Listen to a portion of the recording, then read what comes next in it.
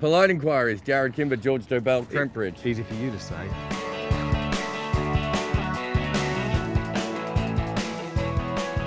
Amy says, how long are we going to pretend this pitch is the problem instead of the England team? I think the pitch has created a couple of days of really quite boring cricket, but It's a different problem, really, to what England's problem was. Ineptness has created a bit more entertainment. I think we could talk about more than one problem at a time. Yeah, they're all problems. It's like...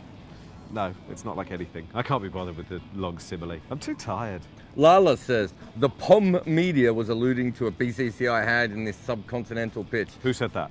I'm with George on this one. I haven't seen it. Most of the POM media were blaming the ECB. And Nottinghamshire. It's just a bad pitch. It's nothing to do with India. Nitin says, do you think the Indian management is having second thoughts about Binny's selection? MS Dhoni trusts him, and he'll probably make 100 in the second innings and take an 8-wicket haul. I think we can all see that from the half-tracker he bowled that I could have bowled. I thought he looked quite good. He made one! English Nick says, how has the fear of the short ball become contagious after the Ashes, seen with Moeen today? That they didn't play the bouncing ball well in Australia. They didn't play the turning ball well in the UAE, or particularly in India. They didn't play the skiddy ball well in the UAE. They don't seem to play the swinging ball well. I think they're going to have to start playing on ice. Mohammed Yusuf, not the Mohammed Yusuf, says, has Ishant found his old magic again?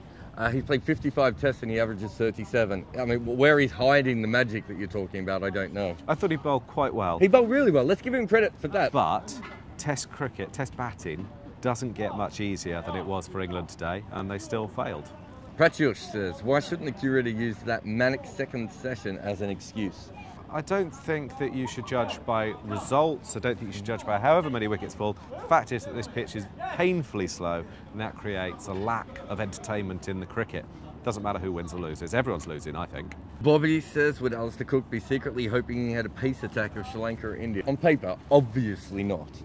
But they are being outbowled by the Sri Lankans and now the Indians as well. If something keeps happening, you can't say it's an aberration, can you? And they keep being outplayed by other sides. It's almost like they might not be very good.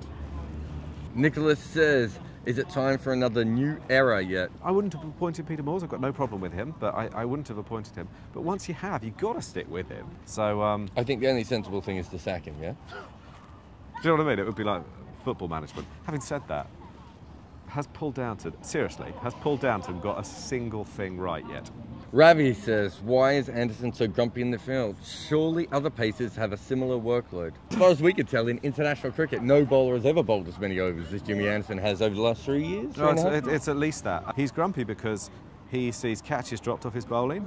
He gets presented with pudding pitches like this on what should be a home ground for England, and there should be home advantage. He has to bowl again and again more often than he should because his batsmen are inept. I also don't think he's a naturally cheery man.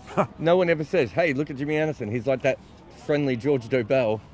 Ricardo says, England's continual below-par first inning total is going to reduce Broad and Anderson's careers by several years. Yes. Yes.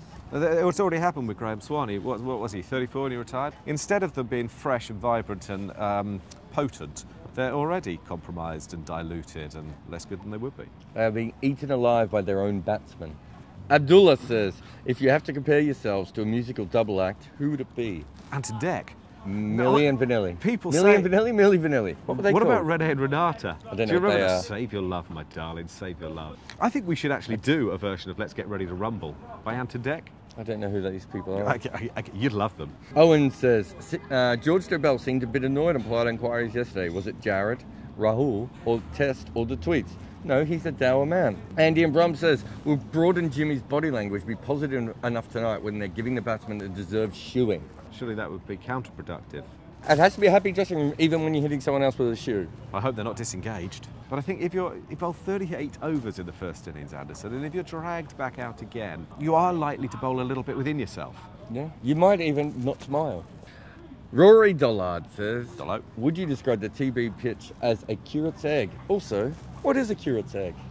I think a curate's egg is an expression that's misunderstood often. It just actually means bad, but people interpret it to mean it's bad in places.